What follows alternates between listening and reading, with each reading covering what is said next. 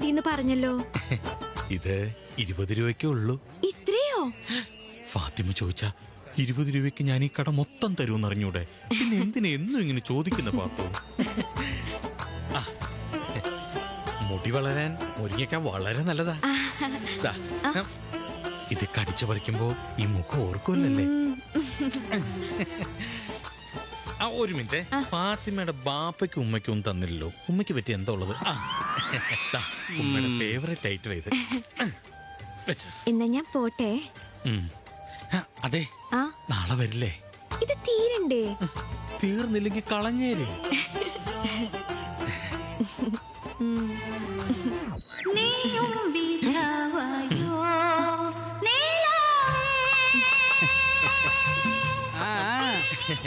തന്റെ റേഡിയോ ഞാൻ തല്ലി പൊളിക്കും.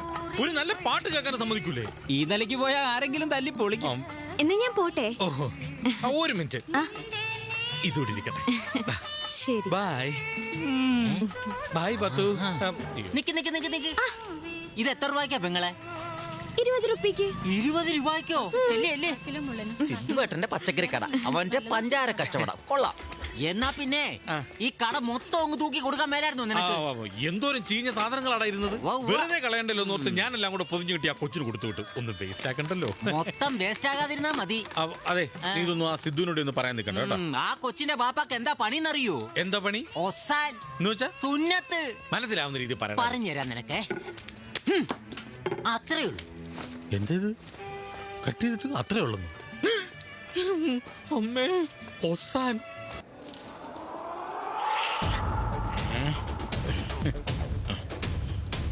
കൊടുത്ത കാശ് തിരിച്ചു മേടിക്കാൻ നമ്മൾ കാശ് മുടക്കി ഗുണ്ടകളെ വിടുന്നതിൽ നല്ലത് നമ്മൾ തന്നെ ഗുണ്ടകളാകുന്ന. അതാകുമ്പോ ആ കാശോട് നമുക്ക് കിട്ടുമല്ലോ. ശരിയാ, കൂടുതൽ മിണ്ടിയ മസിൽ പിടുത്തപ്പോ മാറിപ്പോ ചേച്ചി. ഒരു കാര്യമില്ലായിരുന്നു. അയ്യോ, സിദ്ധുവേട്ടൻ മുതലാളി. എന്താ സിദ്ധുവേട്ടൻ വരുന്നുണ്ട്? എന്റെ കർത്താവേ, എടാ എന്നെ ചോദിച്ചാ ഞാൻ കോയമ്പത്തൂർ പോയിന്ന് പറഞ്ഞേക്ക്. നീ മാറി. കർത്താവേ, എവിടാ ജോൺസൺ? മുതലാളി കോയമ്പത്തൂർ പോയിരിക്കുക. ഇനി എന്ന് വരും? ഇനി 3 ദിവസം കഴിഞ്ഞേ വരൂ.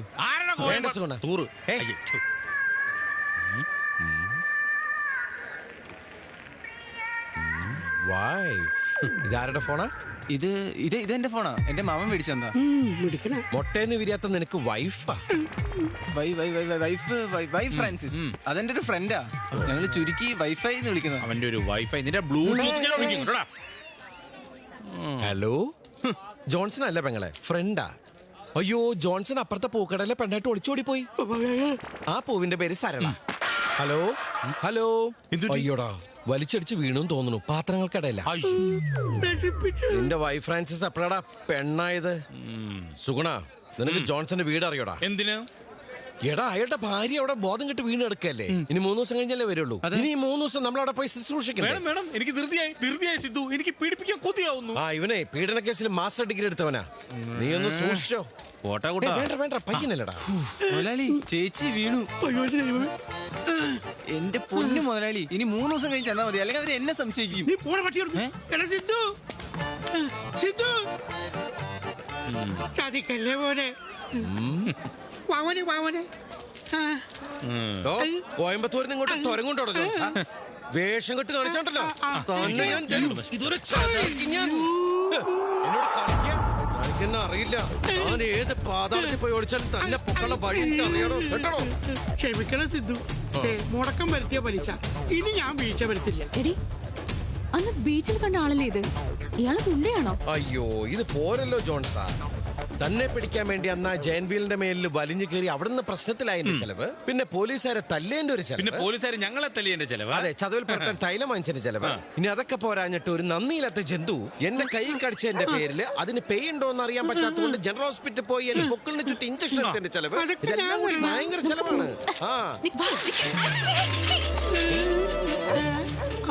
കാണിച്ചേ എന്നെ കടിച്ച പട്ടി കുട്ടി.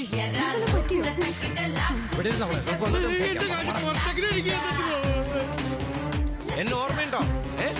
എന്റെ കടി കൊണ്ട് ഡോക്ടർ എടുത്തപ്പോ അങ്ങനെ പറഞ്ഞെന്താണെന്നറിയാമോ? കടിച്ച ജന്തുവിനെ ജീവനോടെ പിടിച്ചുകൊണ്ടുവരാൻ, എന്നാലേ പൊക്കളിന് ഇഞ്ചക്ഷൻ വെക്കാൻ പറ്റുമെന്ന്.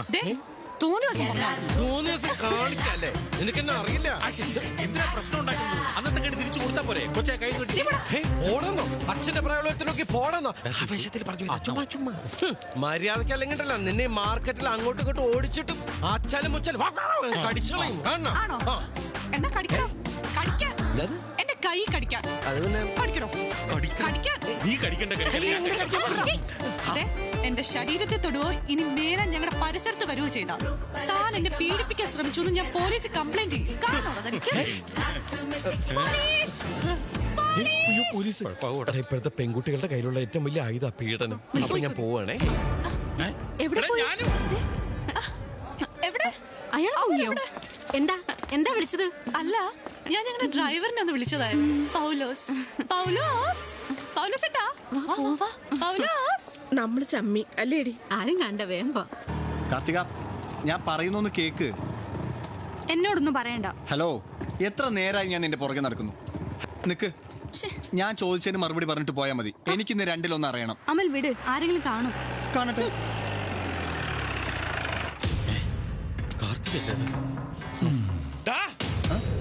ശരിയാക്കി തരാടാ ഇന്ന് നിന്നെ. ഞമ്മടെ കൊച്ചോടാണല്ലേ. പേര്? അമൽ. വീട്ടുപേര്? കളരിക്കൽ. അച്ഛനുണ്ടോ? ആ ഉണ്ട്. അയാൾക്ക് പേരുണ്ടോ? വാസുദേവൻ.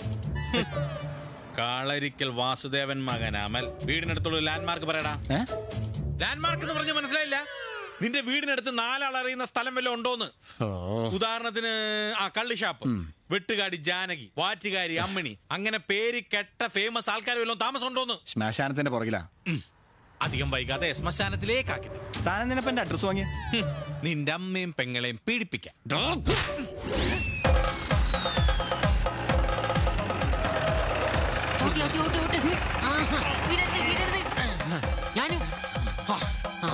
എവിടെ ഈ വീട്ടിലെ സ്ത്രീകളെയൊക്കെ വിളിക്കും. പീഡിപ്പിക്കാൻ പറ്റിയ അന്തരീക്ഷം. എന്നോടൊന്നും പറയണ്ട. ഞാനിവിടെ പുഷ്പാഞ്ജലി നടത്താൻ വന്നല്ല. ഉപദേശിക്കണ്ട. അവന്റെ മൂട് കളയല്ലേ. മിണ്ടിപ്പോരുത്.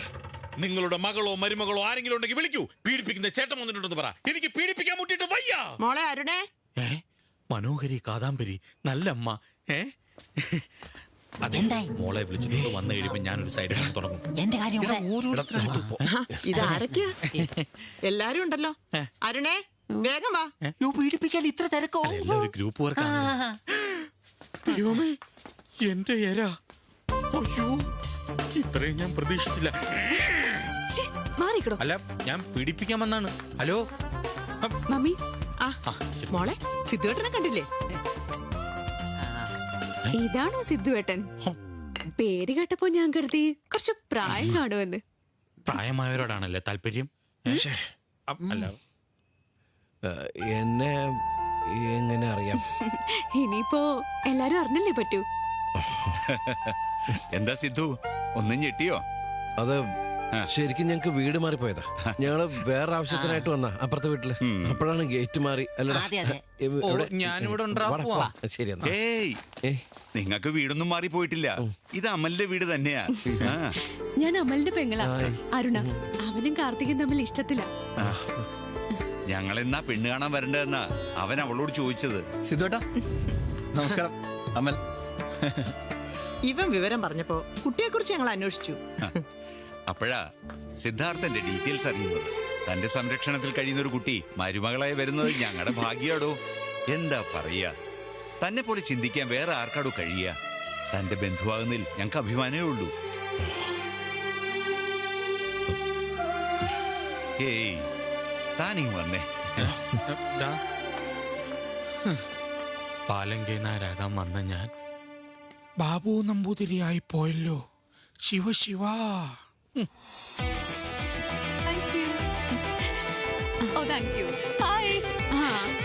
നടക്കുക, പാർട്ടി നടന്നുകൊണ്ടിരിക്കുക. സിദ്ധു,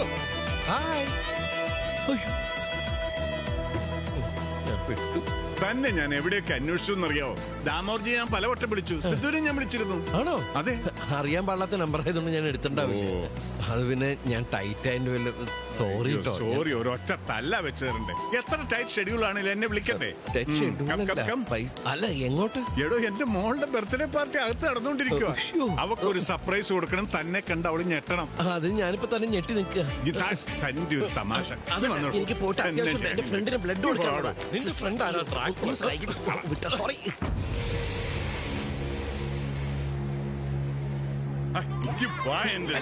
നീ ഇങ്ങനെ ഷൈ ആയാലെങ്ങനെയാ മോളെ? ഇതാരാ നോക്കിയേ? ഇങ്ങോട്ട് കേറി നിക്കട. കണ്ടില്ലേ അവന്റെ ഒരു നാണം?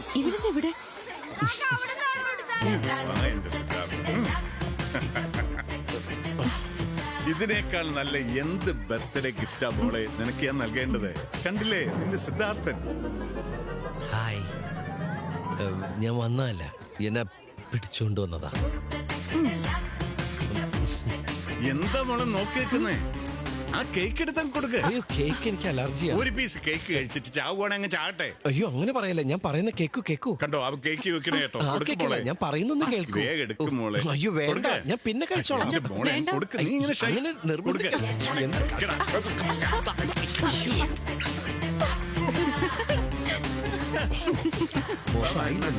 അതുകൊണ്ടല്ല, ഇതാ ടിഷ്യൂ. ഒരു ഇഷ്യൂ ആയല്ലേ. Happy birthday. Sorry. Hi aunty. Ladies and gentlemen, I am very happy to introduce a special guest. അച്ഛാ വേണ്ട. മോളൊന്ന് ചുമ്മായിരുന്നു. ഞാൻ അങ്ങോട്ട് പോക്കട്ടെ. നീ ഒന്നും ഉണ്ടായിരുന്നു. ഇദ്ദേഹമാണ് സിദ്ധാർത്ഥ മേനോൻ. ഫ്രണ്ട്സ്, അമേരിക്കയിൽ ബിസിനസ്സുകാരനായ രാജേന്ദ്ര മേനോന്റെ ഏക മകൻ. എന്റെ മോൾ നർമ്മദയെ വിവാഹം കഴിക്കാൻ പോകുന്നത് ഇയാളാണ്. ഞാൻ ഇന്ന് വളരെ സന്തോഷത്തിലാണ്. ഒരു സംശയം ചോദിച്ചോട്ടെ?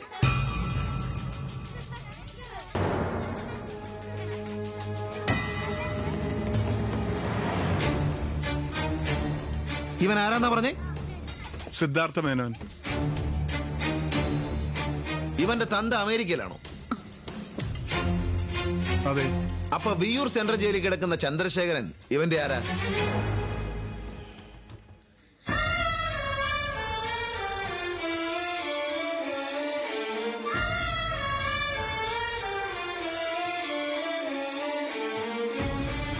ചോദിച്ചു നോക്ക്. കൊലപാതക കുറ്റത്തിനാ തന്ത ജയിലിൽ കിടക്കുന്നത്. ഇയാള് പറഞ്ഞതൊക്കെ സത്യമാണ്. പറയടോ. അതെ. You cheat.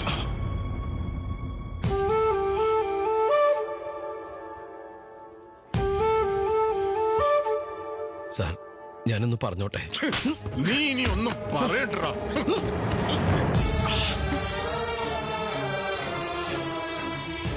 Hello, police station.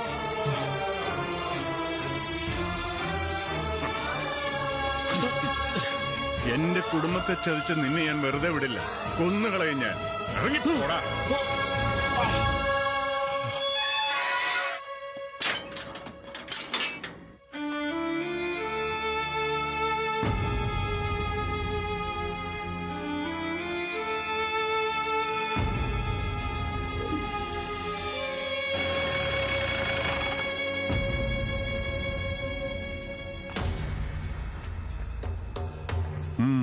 എന്താ?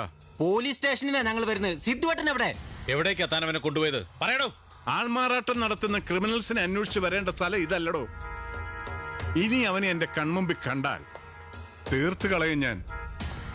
അതെ, ഞങ്ങളുടെ സിദ്ധുവിന് എന്തെങ്കിലും സംഭവിച്ചാ വാടാ.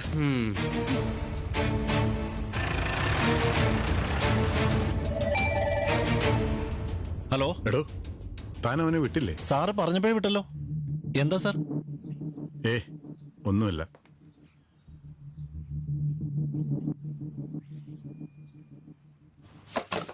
காசு பணம் துட்டு மணி மணி காசு பணம் துட்டு மணி மணி கொடை பிடிச்சி ஹைட் இல்ல ஹைட் இல்ல. ஏய் ஏய் முத்து, இங்க பாருடா, யாரோ விழுந்து கிடக்காங்க. ஏய் விஜய்,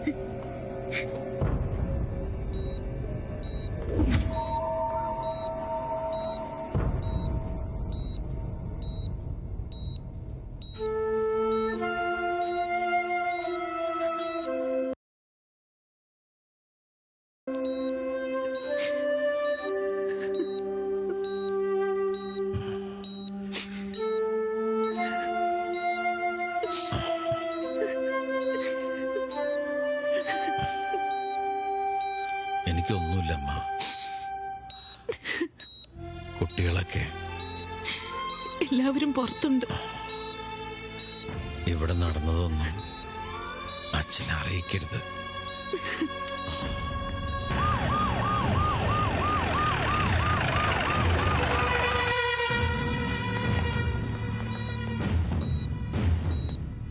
ആരാ നിങ്ങളെ കൊല്ലാൻ ശ്രമിച്ചത്? അറിയില്ല സാർ. പെട്ടെന്ന് എന്നെ പുറകിൽ നിന്ന് ആക്രമിക്കുകയായിരുന്നു. എന്താണ് യഥാർത്ഥത്തിൽ സംഭവിച്ചത്?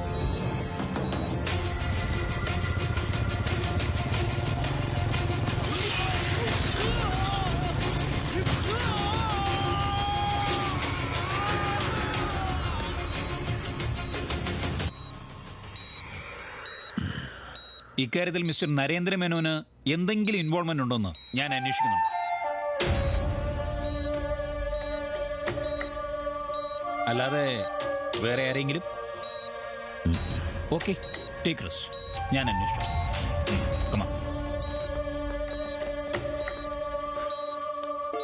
നീ ആരോടും ഒരു തെറ്റും ചെയ്തിട്ടില്ലെന്ന് ദൈവത്തിനറിയാം.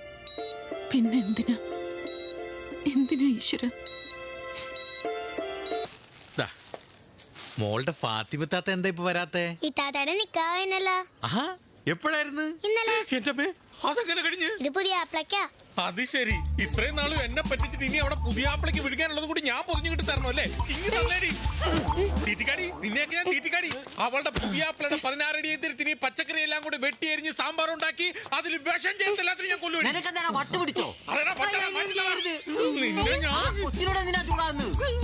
എടാ, ഇവളും അവളും തമ്മിൽ 2 or 3 വയസ്സിന് വ്യത്യാസമാണ് ഞാൻ സഹിച്ചേനെ. ഇനി ഇതൊക്കെ വളർന്നു വരുമ്പോ ഞാൻ അപ്പൂപ്പനാകേലടാ. ഇനി ഏതെങ്കിലും ഒരു കടയിലോട്ട് 20 രൂപയുടെ പച്ചക്കറി ചോദിച്ചു വന്നാ പച്ചക്കറി ഞാൻ വിളിച്ചു പറയും. ഇനി ജോൺസന്റെ കയ്യിൽ നിന്ന് പലിശ വരില്ല. മൊത്തം മുതലാണ് ഈ കയ്യിലിരിക്കണത്.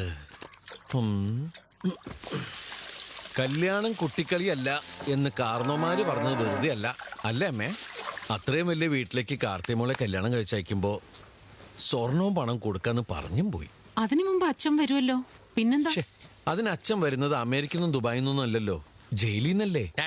ജയിലിൽ നിന്ന് വരുന്നവരെ നീ അങ്ങനോട്ട് കൊച്ചാക്കല്ലേ കേട്ടോ അമ്മേ. എന്റെ ഒരാളിയൻ ഒരു ചെറിയ പെണ്ണുകേസ് പെട്ടി ജയിലിൽ പോട്ട് വന്നപ്പോ കാണായിരുന്നു. കൈ നിറയെ പൂത്ത കാശായിരുന്നു. പൂത്ത കാശോ? എത്ര ഉണ്ടായിരുന്നു? ഒരു 1000-1500 രൂപ ഉണ്ടായിരുന്നു. അതാണോടാ പൂത്ത കാശ്? അല്ല, ജയിലിൽ നിന്ന് കിട്ടിയതല്ലേ. വിയർപ്പൊക്കെ പറ്റിയിട്ട് ചെറിയൊരു പൂപ്പലുണ്ടായിരുന്നു. വെയിലത്ത് വെച്ചപ്പോ കാര്യം പറയുമ്പോഴേ അവന്റെ ഒരു തമാശ. ഞാൻ നോക്കിയിട്ട് ഇപ്പൊ എന്റെ മുമ്പിൽ ഒറ്റ മാർഗേ ഉള്ളൂ. ഇതിനെ വിൽക്കാൻ പോവാണോ? അല്ലമ്മേ, ഞാനിതിനെ സ്നേഹം കൊണ്ട് തലോടിയതല്ലേ. സ്നേഹം കൊണ്ട് കഴുത്തു അറക്കും. ഇന്ന് ചാണം വരി. അല്ലെങ്കിൽ വേണ്ട, ചാണം കളയണ്ടല്ലേ അമ്മേ. അമ്മേ എന്താ അമ്മേ, അച്ഛൻ വന്നോടനെ എന്നെ കാശ് വെക്കാന്ന് വെച്ചാൽ വളരെ മോശമല്ലേ? അപ്പോന്ന് വെച്ചാ നമ്മളിപ്പോ ഒരു ഉപയോഗമില്ലാത്ത സാധനം എടുത്ത് പണയം വെക്കില്ലേ? ദൈവമേ, നീ ആ അമ്മൂമ്മനെടുത്ത് പണയം വെച്ചാ? ഒരു മിനിറ്റ് അമ്മേ. അമ്മ, ഉദാഹരണത്തിന് ഈ വീടിന്റെ ആധാരം, അതിന്റെ മുന്നാധാരവും പിന്നാധാരവും എടുത്ത് ആധാരമില്ലാത്ത അവരുടെ ജീവിതത്തിന് ഒരു ആധാരം ഉണ്ടാക്കണ്ടേ? അതാണല്ലോ വഴിയാധാരമായി കിടക്കുന്ന അവരുടെ ജീവിതത്തിന് നമുക്കുണ്ടാക്കാൻ പറ്റുന്ന ഒരു പുതിയ ആധാരം. ചുരുക്കി പറഞ്ഞാൽ ഈ വീടിന്റെ ആധാരം എടുത്ത് പണയം വെച്ചിട്ട് നിനക്ക് അവരെ സഹായിക്കണം. ആധാർ കാർഡിന് പോലും വിലയില്ലാത്ത ഈ നാട്ടില് ആധാരത്തിന് എന്ത് വിലയാണമ്മേ? ഈ വക കാഞ്ഞ ബുദ്ധി ഞാൻ ചീട്ടുകളിക്കാരെ മാത്രമേ കണ്ടിട്ടുള്ളൂ. അതും പന്നിമരത്തുകാരയില്ലേ. ഇതെടുത്ത് ഇങ്ങോട്ട് വെച്ച് ഇങ്ങോട്ട് വെച്ച് ഇങ്ങോട്ട് വെച്ച് ഇങ്ങോട്ട് വെച്ച് കണ്ണടച്ച് തുറക്കുന്നതിന് മുമ്പ് നമ്മുടെ മൂലാധാരം വരെ പോയിട്ടുണ്ടാവും അമ്മേ. അമ്മയെ പണയം വെക്കാനായിട്ട് ആധാരം ഞാൻ എടുത്തു. ഒപ്പിടാൻ അങ്ങോട്ട് വന്നാ മതി.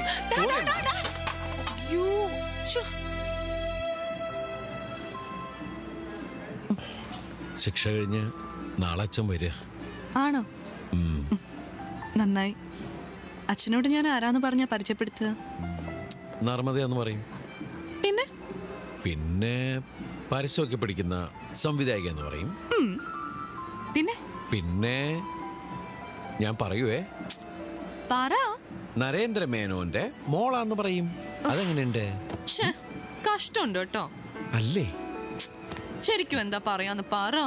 ശരിക്കും എന്ത് പറയണോന്ന് പറ. ട്യൂസ്ഡേ പോയി ദാമോദർജിയെ കണ്ടു. മോൾ കെട്ടി ചൊവ്വയല്ലേ, അതിനൊരു പരിഹാരമായി. നാളെ ഒരു പയ്യൻ പെണ്ണ് കാണാൻ വരുന്നുണ്ട്.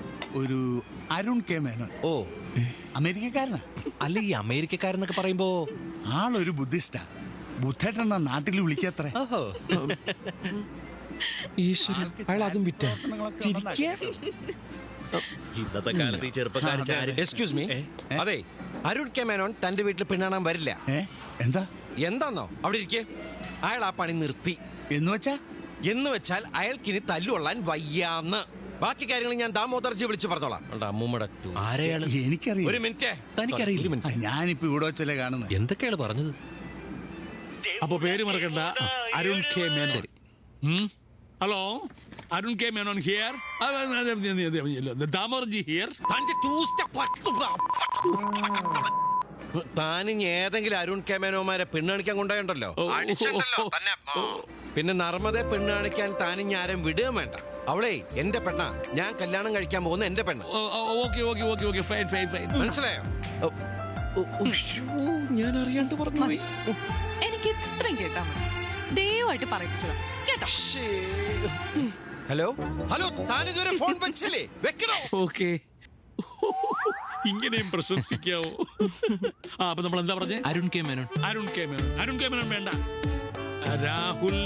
രാഹുൽ നമ്പ്യാർ മേനോൻ. രാഹുൽ നമ്പ്യാർ മേനോൻ. ആ പേര് തനിക്ക് മാത്രമേ കാണത്തുള്ളൂ. ശരി. പിന്നെ ആ ബുദ്ധന്റെ കഥ പറയണ്ട, വിവേകാനന്ദനെ. ശരി സാർ.